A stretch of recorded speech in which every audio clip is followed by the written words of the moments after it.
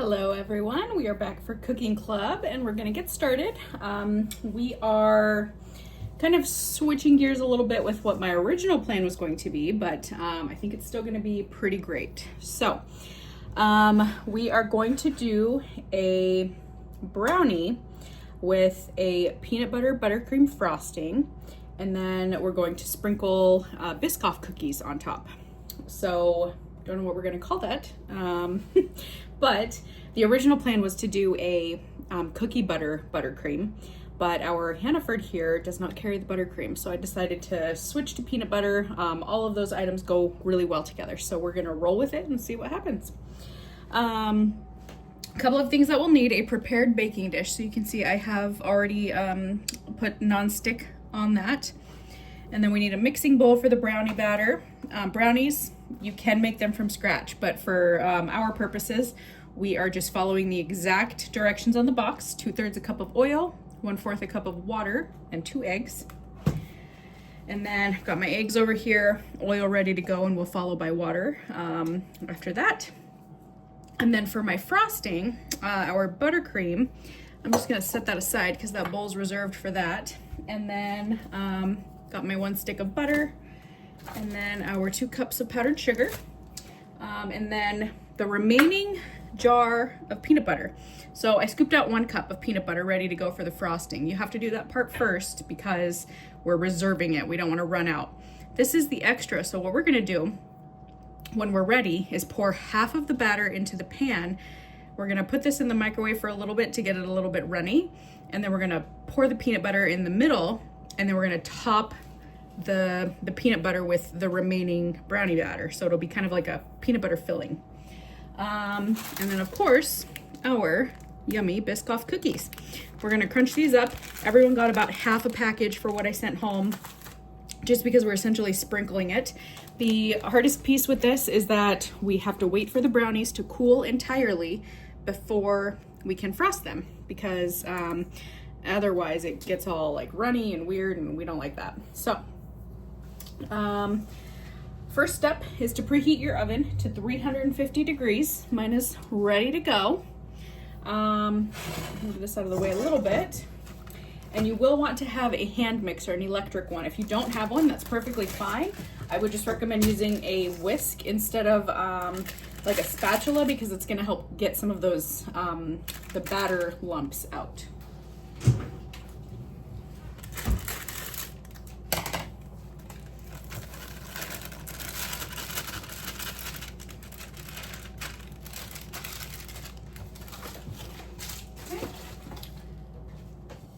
I've got my 2/3 a cup of vegetable oil. And then I'm gonna go get 1/4 of a cup of water.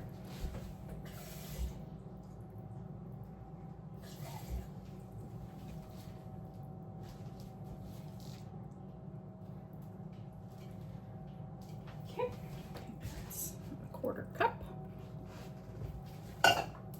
And then in here, got my 2 eggs.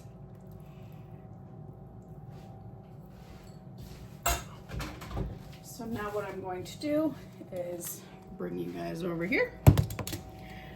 We'll watch the mixing happen.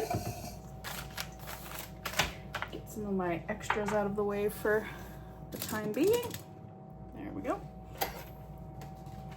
All right, on low.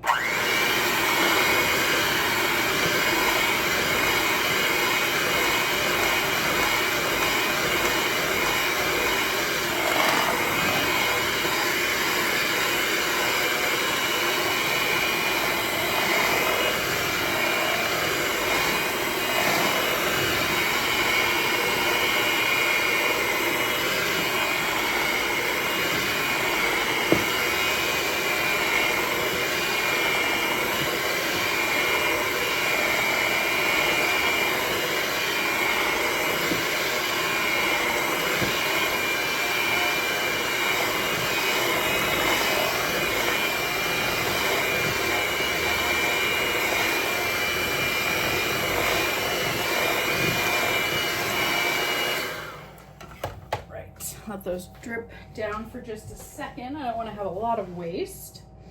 We are using a 13 by 9-inch pan, and so our bake time is going to be 28 to 31 minutes is the window on the back of the box. And so what we want to do is just make sure that your bake time is according to whatever size pan you're using on the back of your box. Oh, there's another drip that's gonna happen. There we go. All right. So come back over here, grab another spatula. So what I'm gonna do now is, again, we're reserving about half. So I'm gonna see if I can get that semi-even.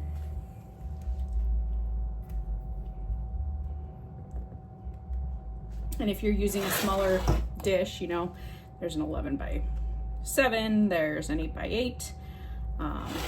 I'm using a 13 by 9, so these are gonna be just naturally a little bit thinner of a brownie.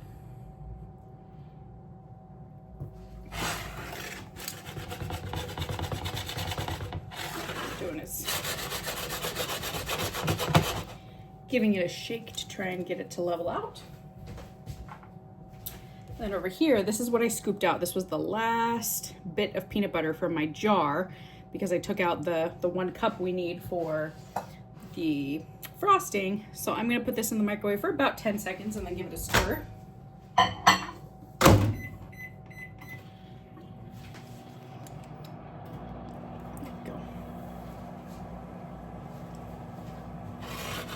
Most of what we're seeing here is just bubbles, so that's fine.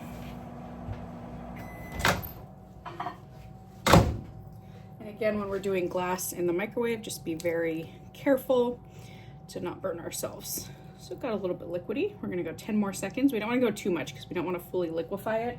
We just want it to be soft enough to do kind of a lot of drizzle through the middle. All right, 10 more seconds.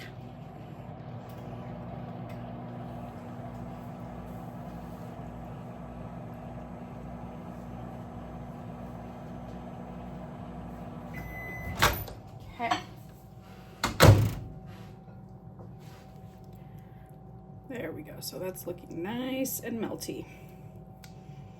See how it's just more of a drippy consistency? You don't see that with peanut butter on a regular basis. So there's no rhyme or reason to this. I am just simply spreading it across all parts. Try and get those corners too, so we get all an even amount on each edge.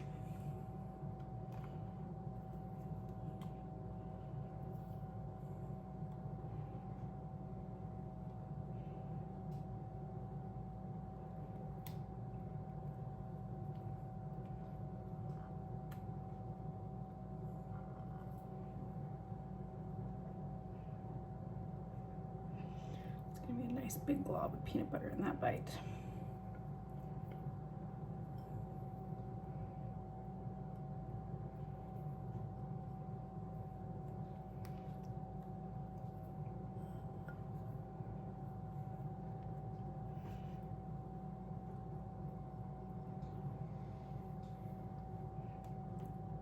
All right, very nice.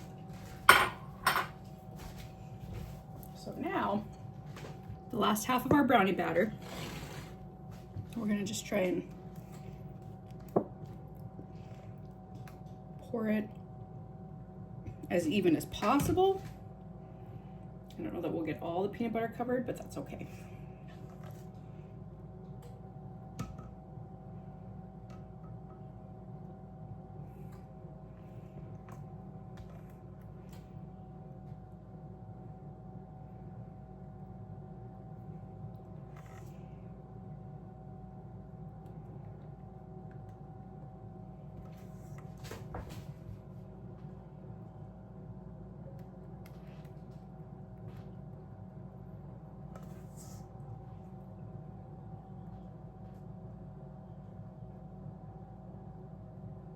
If you see any spots that look higher than others, feel free to flatten them down. I'm going to try to do that without messing it up too much, but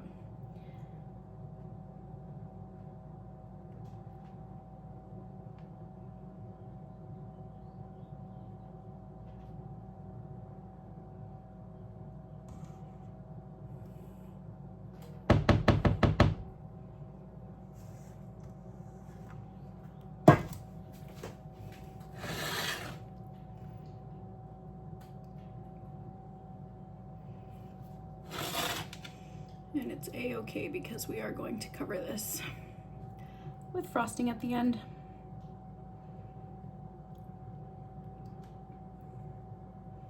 All right. So this is what it looks like before it goes in. I got it mostly covered. I'm gonna rinse my hands really quick and then we're gonna pop it in the oven.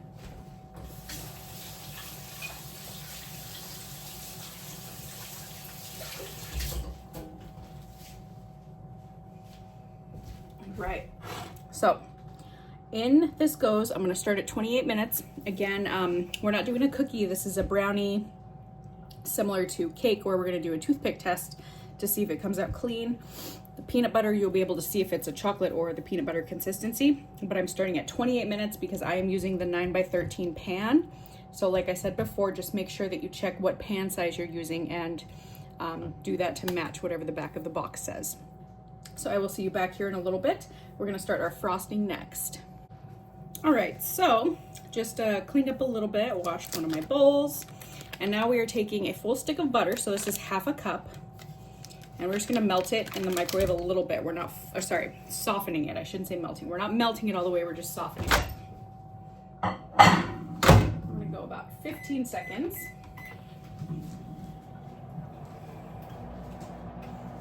And we'll get our frosting going.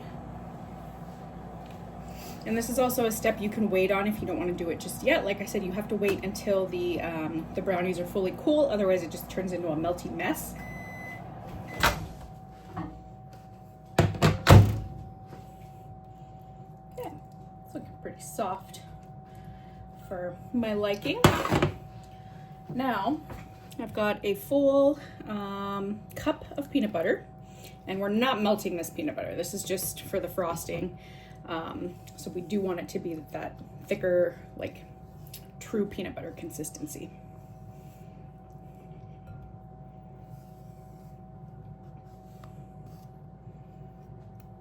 Okay, there we go.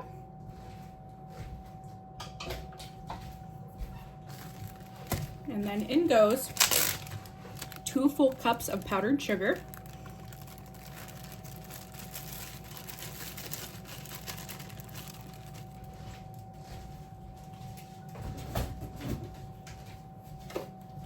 And then this is where we do a couple splashes of milk. In the recipe that I am writing to you, I'm gonna say roughly 3 tablespoons. I usually just kind of go for it and measure, eyeball it. But I'm gonna start with 2, simply because I'm only sending you guys the exact 2 cups of powdered sugar. And frosting is kind of funny that if it's too thick, add more liquid. If it's too runny, add more of the powdered sugar. But since we have very specific amounts that I sent you, I'm gonna start with less liquid and then we'll go from there. So let's migrate back over here. And again, put this all the way in because the powdered sugar tends to poof up a little bit, and just put it on low.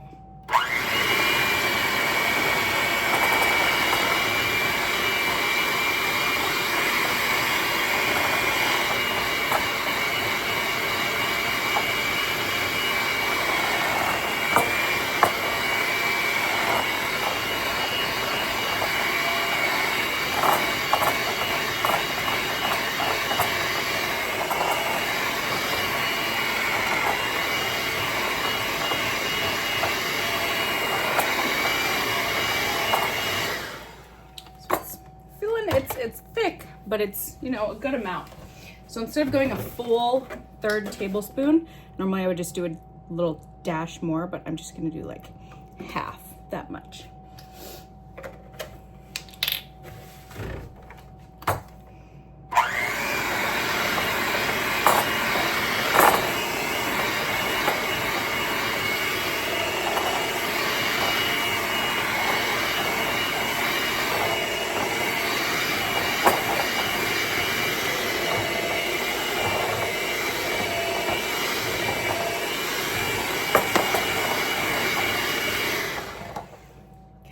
So consistency wise, this feels pretty good to me. It's gonna hold its shape. See how it's not dripping off of the our little attachments here? That's what I think we're going for. So we're gonna let that hang out until our brownies are done. And then we're gonna talk about the Biscoff cookies in a little bit. All right, so this is after 28 minutes. You can see that it's nice and kind of has that crustiness on top. Some of that peanut butter is poking through, or we didn't get it fully covered, but I'm getting my toothpick out. All of that, I mean, not to say that it's a lot, but very, very clean. Flip it over and try another section. Oh yeah, that's just peanut butter. There's no brownie bits there. So for me, 28 minutes was perfect at 350. And I am going to probably put this up on my cast iron, or if you have a cooling rack for your baking items, throw it on there so that the underneath starts to cool. And then I'm probably gonna wait a solid hour or so. I'll come back and check on it. And then we will do our frosting. We'll talk about the Biscoff cookies and storage, depending on which route you want to go. But yeah, we're gonna let this cool and then we will be back at it very soon. Okay, so we have been cooling down for about an hour, maybe a little bit longer. And so what I'm gonna do now is take my frosting that we made and put it across the whole top, and then we'll take our Biscoff cookies, and a couple of different ways to do that depending on how you plan to store your brownies. So I'm just gonna take a big glob of frosting, and obviously you can see right here where it's picking up the crunchy part of the brownie. So we're gonna put a couple more globs here. I like a thicker frosting. You could just use more milk and it's gonna have kind of a softer consistency. But this is what works for me. So mine was 2.5 tablespoons of milk. So you could go up to 3 tablespoons, you could do 3.5, whatever feels good for you.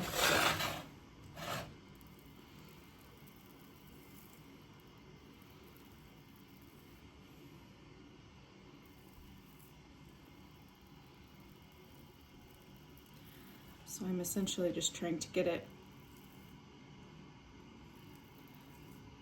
to cover as much of the brownie surface as possible.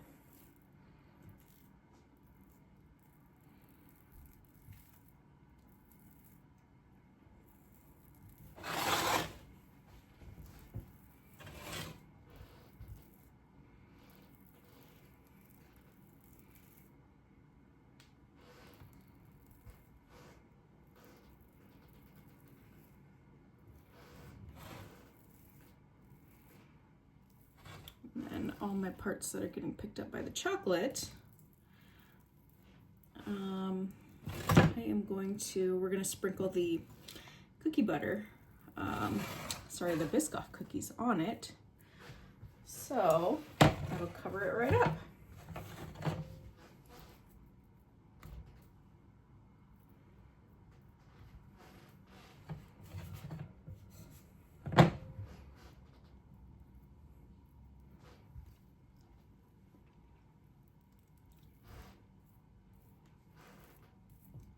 When I was talking about how you're going to store the brownies, we used butter in here, and then we also used a few tablespoons of milk. And so, you know, it's kind of one of those debates. I have done this and I leave things at room temperature, but you can, depending on how much dairy goes into a recipe, refrigerate it. Refrigeration is never a bad way to go because of, you know, it's just an extra safety precaution. Certain things that can dry them out. But in this instance, I am probably not going to refrigerate, but for safety purposes, you might want to do that. So if you are refrigerating, I would say don't do this step until you know that you're going to be eating the brownies soon. So for me, not refrigerating, what I'm probably going to do is start to crumble the cookies a little bit and just sprinkle them around the top.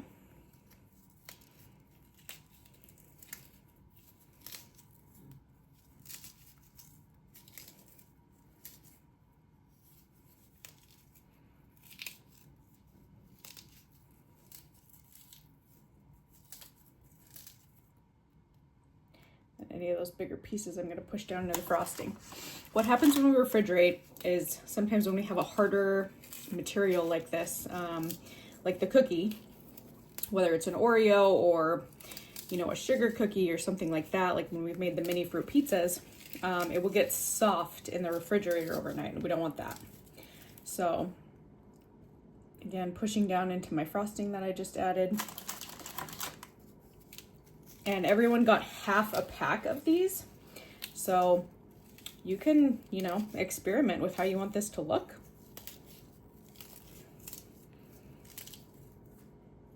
Pick that one up. Make it a little bit smaller. Another option that I was thinking is you could break it in half, and if you were to slice each brownie, you could put part of the Biscoff right there. So that is just a thought that I had, but feel free to do whatever you'd like. Like I said, I think the cookies, the cookie crumb part will just stay a little bit more of like a cookie texture if you leave it out of the refrigerator. But again, food safety rules. Technically there is dairy in this. So just to be safe, refrigeration might be a good idea. Add the cookie kind of sprinkle breakdown after we've taken it from the fridge. I'm gonna rinse my hands and then we'll get a closer look.